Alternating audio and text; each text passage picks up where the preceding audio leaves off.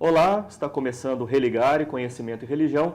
Nesta semana o tema é pluralismo religioso. Eu recebo o professor Cláudio Ribeiro, da Universidade Metodista de São Paulo, professor do Programa de Pós-Graduação em Ciências da Religião, também o secretário-geral da AMPTEC, Associação Nacional de Pós-Graduação e Pesquisa em Teologia e Ciências da Religião. Seja bem-vindo, Cláudio. Você pode participar do programa acompanhando a nossa página na internet. O nosso endereço é www.tvhorizonte.com.br/religare. No nosso site você pode acessar os vídeos e também ter notícias sobre os bastidores do programa. Você pode também nos encontrar nas redes sociais, basta buscar por Religare, Conhecimento e Religião. Deixe uma mensagem para a nossa equipe. Cláudio, nós vivemos uma época que tem clara consciência do pluralismo religioso?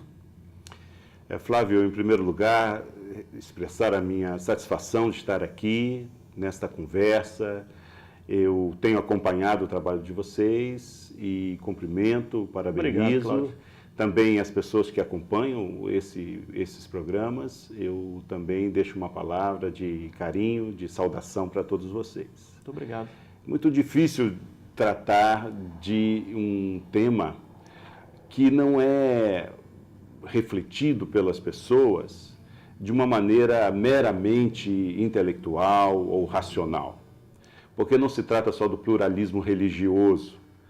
Toda vez que nós estamos lidando com situações diferentes na vida, sempre gera, não vou dizer um mal-estar, mas uma exigência para que as pessoas tenham as suas próprias convicções, pensamentos, os mais diversos, e também saibam lidar com aquilo que é diferente. Então, eu costumo dizer que o desafio do pluralismo religioso, ele não é porque é religioso, é porque é difícil para qualquer pessoa lidar com uma situação da qual ela não está acostumada, da qual ela não está formada. Isso pode se dar no âmbito da família, pode se dar no âmbito profissional, do trabalho. Viver é complexo e é difícil. Sim, sim. E então, eu creio que no ponto de vista da religião, aí sim nós temos um elemento diferencial, porque tradicionalmente a experiência religiosa, ela é organizadora da vida. É bem verdade que há um questionamento nos dias de hoje, se a religião, independente de qual religião for, se ela ainda estrutura de fato a vida das pessoas, né?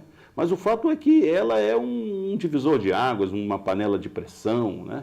Então, Uma presença inquestionável na vida social, ela está aí. Então, além das questões de caráter mais existencial, de você lidar com posições diferentes, pontos de vista diferentes da vida como um todo, quando se trata de religião, a situação se torna mais complexa, porque não se trata de um tema qualquer, mas algo que estrutura a sua vida, que organiza a sua vida, que para muitas pessoas foi motivo de passagem de situações adversas para situações, vamos dizer, mais estáveis. Então, a nossa tendência humana é nos agarrarmos nessa certeza religiosa e dizer, bem, a minha é a única e verdadeira, então eu não posso admitir que haja uma outra religião que também seja autêntica, também seja verdadeira. Então, é um duplo desafio, né? Sim. Saber lidar com o pluralismo da vida e também com o pluralismo religioso. Eu acho que nós estamos numa fase de transição, onde os setores da sociedade, das igrejas, das diversas religiões, estão compreendendo que, ao enfrentar esse desafio do pluralismo, não é, a vida se torna mais saudável, não é? Então, não que a gente vai equacionar, resolver todos os problemas, mas a sociedade se torna mais democrática, a vivência se torna, por ser mais plural, sim, portanto, mais saudável, melhor de ser vivida, do que cada grupo, cada pessoa se firmando na sua posição e gerando conflitos, no caso, conflitos religiosos, que sempre têm consequências muito graves. A perspectiva está mais para relativizar as verdades ou para buscar um diálogo mais amplo? A temática do pluralismo religioso, e claro que ela está sempre ligada com a experiência de grupos que buscam o diálogo interreligioso, né? Que pode se dar no âmbito interno de cada religião. No caso do cristianismo, nós podemos falar de um diálogo intracristão, que é um diálogo religioso também, porque há grupos de cristãos diferentes, de tradição católica, de tradição protestante, de tradição oriental, ortodoxa. Também em cada igreja há diferentes visões a respeito de Deus, a respeito da fé. Então também internamente há diversidade e pluralidade. Exatamente, né? Então, nesse sentido, eu considero que há uma movimentação, né, para que uma reflexão aí. No caso, alguns grupos têm se dedicado à reflexão especificamente teológica, o papel, por exemplo, no caso da fé cristã, o papel da Bíblia, o lugar de Jesus Cristo, né?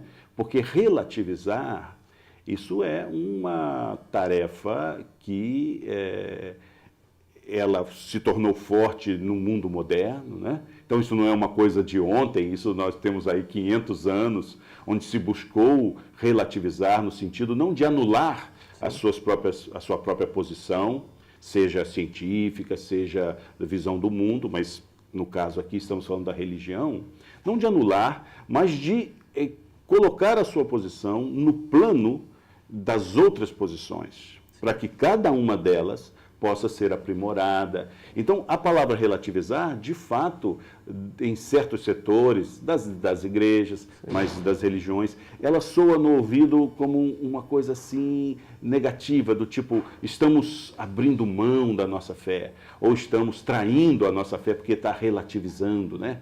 Então, entre os jovens, mas isso tudo é relativo, como se não houvesse um posicionamento, uma verdade. Por isso que eu associei o relativizar com o diálogo, né? Relativizar para ampliar. No caso das posturas, das posições, das teologias, das instituições religiosas, você disse, nós vivemos um passado em que uma postura foi radicalmente de oposição.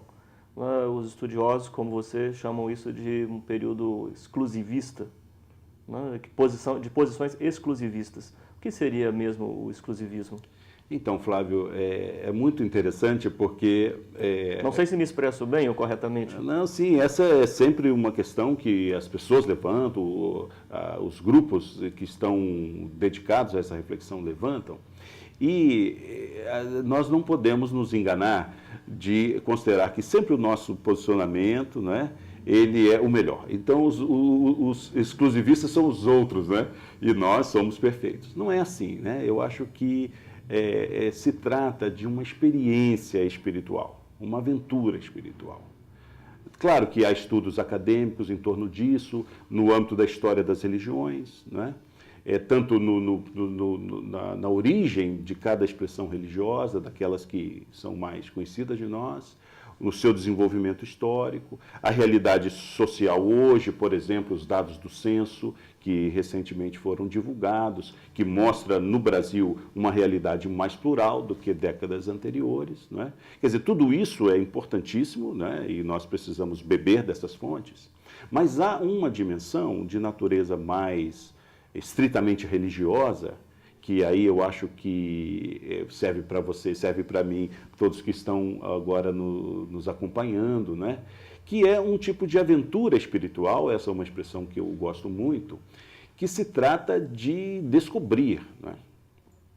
Como é essa experiência do diálogo, do pluralismo, como nos posicionar, né? Eu vou chamar um breve intervalo para a gente poder continuar conversando sobre esse assunto. Pluralismo religioso é o tema do Religar de hoje. Eu estou aqui com o professor Cláudio Ribeiro, da Universidade Metodista de São Paulo. Nós vamos fazer um breve intervalo e voltamos já.